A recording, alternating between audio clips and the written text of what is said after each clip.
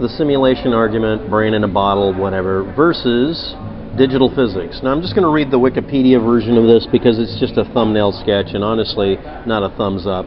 Please remember, again, it's Wikipedia. Don't trust it. Look through its sources. If you don't read the sources, anything on Wikipedia can be done by any other idiot, including me, although they don't let me edit because I actually happen to post things that are trackable and get pissed when they alter them. Anyway, physics, cosmology, your mom, digital physics, otherwise known as digital ontology, digital philosophy, etc. Now, I'm going to start right here. I'm a person that doesn't, this is a pro tip, I don't like philosophy. It's designed to be argued forever, produce nothing. I see it as what people usually and very nastily refer to as purely academia. It's academic, it's not relevant. Some things are very relevant after they've gone through academic processing. Philosophy is only useful in my area, in my region of the universe, when you don't have anything else to work with and you want something to talk about, or when it comes to actually deciding what should and shouldn't happen on a moral basis, just slightly. It just tinges into that. But the rest of it is, in my opinion, flat out BS. But some of it isn't. But the majority of it seems that way. And the trouble is, there's a snooty attitude to it. Most of you recognize that when you deal with NASA and everybody else that some of you don't like. Okay? So, full disclosure, this is one of my little pet peeves. I don't like philosophy masquerading as physics.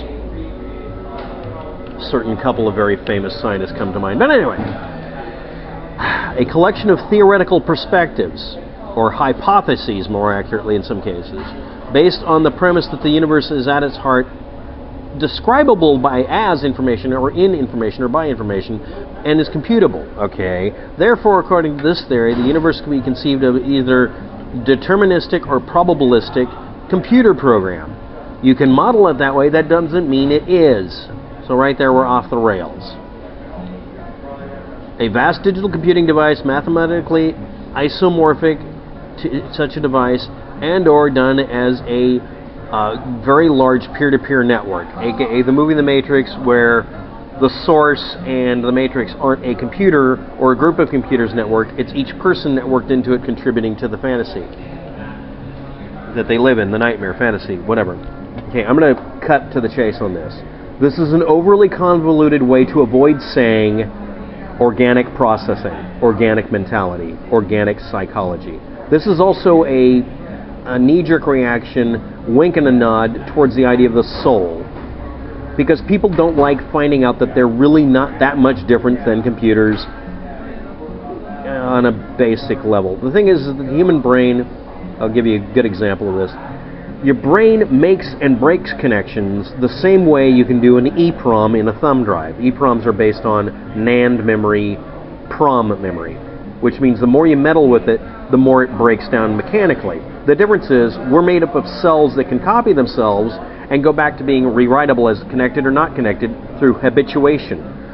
The connections between the neurons are done by gaps, synapses. And the more they're chemically interacting a certain way with a certain pattern, the more likely that memory or that thought or that process gets burned in.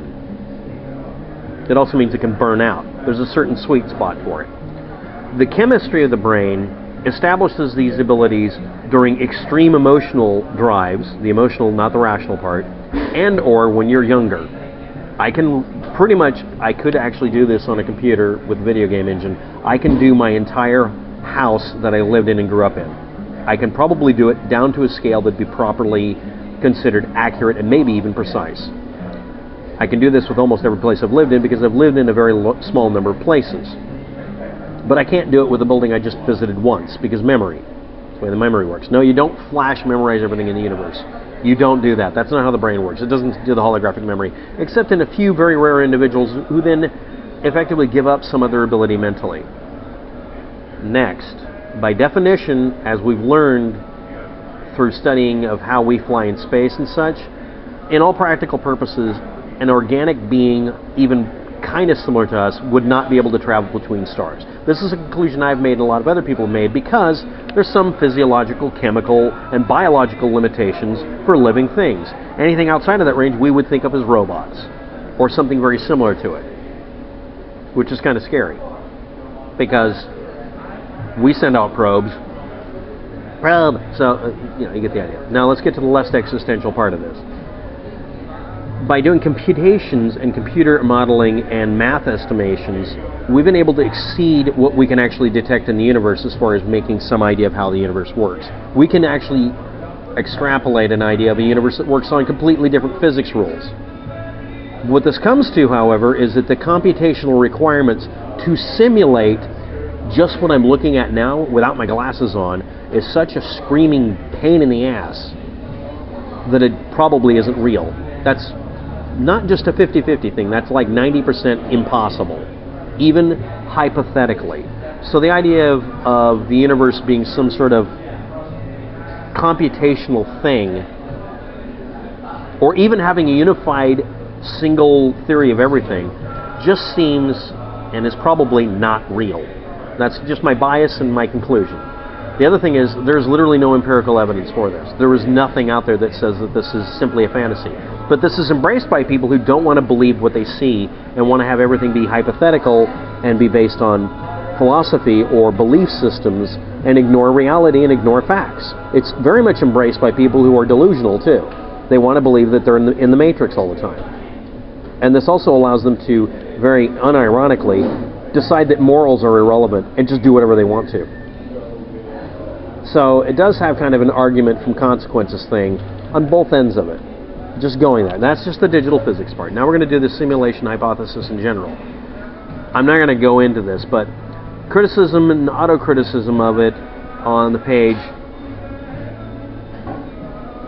it's based on a bunch of assumptions. It doesn't hold true. And this is the other part of it, is that computationally, it's more advantageous to make a limited view for something. When you're playing a video game, it doesn't render stuff behind you unless you look in a mirror or a video. And then it has to simulate it in some way by trickery. There are ways to trick a game engine to making a mistake during that, because it can't do all the possible computations, unless you have it be literally based on each machine doing just the view, which is how it works. When you're in a video game with 600 people on World of Warcraft, it just renders for you. It renders a special version of the universe for you and takes everything into account afterwards and overlays it afterwards. This would create the glitch in the matrix effect a lot of people talk about or see. That would be an indicator. Except, again, the computational requirements get way out of hand very easily. The way to remove that problem is to do some form of trickery about how we perceive things. Now, this is where the limitation of perception comes in. You can actually count the number of rods and cones on an eye's retina. You can actually find out what the resolution of power of the human eye is. And you can also find out that our brain cheats a little bit by kind of deriving the extra pixels between and trying to smooth it out. But you can still demonstrate optical illusion effects or visual effects that are weird or just screw-ups in the brain. These screw-ups would be subjective experiences for each person most of the time. There's a genetic, species-based set of weirdnesses that happen in human beings and other animals. The other animals have the same kind of things, except they have other ones. They're different than us. They'll have things that confuse the hell out of them. Everyone's seen a dog bark at a mirror and freak out because it's, there's this feedback loop. I'm actually a victim of this because the brain damage I have when I look at a mirror or even at this video. For many, many years I couldn't do it because it would create a feedback loop where I wouldn't be able to correct the position of my head correctly, or I would move my head like this and my mind would freak out about it, because I would literally recognize myself in the mirror as being an input source for feedback for moving my neck. Couldn't shave either. I had to shave literally without a mirror. I'd shave blind and then look in the mirror and then shave again. Head injuries in the car wreck got nothing on falling backwards on cement while running backwards. Don't ask. I won the bet, but damn, it sucked. But anyway, the point I'm making, and there isn't much point here, is that the differences in torqued up, screwed up things that human beings go through pretty much indicate that none of this is a simulation. It really is real. And the last thing I'm going to say is I find it uncomfortable for people to bring up the subject for a couple of reasons. It allows us all to be forgiven for dealing with reality. It forgives us for ignoring reality and embracing fictitious fantasy worlds. I don't like it. It's a cop-out, personally. And also I find the way it's used by people or misused by people is to just decide they don't wish to believe in reality. which is fine and dandy. I don't like believing in the fact that, due to my medical history, I'm going to probably die. The way I'm going to probably die will literally be the worst way any human being can die. And I'm too much of either a chicken shit or too stubborn or too brave to just blow my brains out. I've found out I'm going to do the joke from Terminator. I cannot self-terminate. I can't. I've spent too many hours watching parts of me be destroyed and watching weeks of it repairing to where you can't even see the damn scar to know that I'm just going to be too stubborn and I'm not going to die easily. I know that. I don't like that.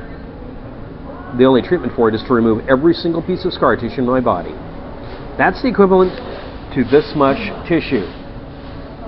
And then I'd have to grow it all back again. And it'd cost, current estimate would be about $70,000 just to do the surgery. And I'd be convalescing for 2 months. Now think about that for a minute. I know what my fate is. It's to literally die like a zombie movie character. Depending on which end of it you want to think of. That's my prognosis. I know 3 or 4 people just like me. We just continue. And you can choose to be depressed, or you can just thank the gods or the demons or the little pixies in the universe that you have a good reason to wake up every morning, no matter how crappy it is, and say, at least I'm not screaming in pain this week. So the end and beginning of the philosophy for me is, what I take from the world around me is that I'm always going to be up, even when I'm down. I don't understand how I can be anything else. I wouldn't be here right now. See, that's as far as the philosophy goes with me. And it's not rational either. I have a horrible prognosis. But I don't need sympathy. I just need $60,000 or $70,000 to get rid of the problem. That's all. So why am I bringing this up? For me, if I wanted to believe I was in a simulation, I would just do so. I don't. I prefer reality. And the simulation hypothesis and the really misnamed digital physics, they're cop-outs. I'm going to list one. The theory of a simulation undetectable by science is discouraged by the Occam's razor principle, and also because of the WTF barbecue. Why would you come up with something this convoluted? Oh, because you want to believe that we live in a software universe where you can change the rules, fly, go through time space, be Doctor Who. It's sci-fi. But technically, by its own deliberately built way of existing as an idea or a story problem, there's no way to prove it wrong. So it lacks the ability to be falsifiable, which violates the rules of hypotheses and theories and science in general. These are some of the most anti-science things I've ever heard of. The only one that comes close is considering the universe as a simulation simply for the purpose of argument, and also so that we can actually do simulations. Beyond that, it's crap. But then again, Google thinks they have a quantum-based computer when it isn't. Thanks for watching. Have a good day, and hope I didn't bore all of you.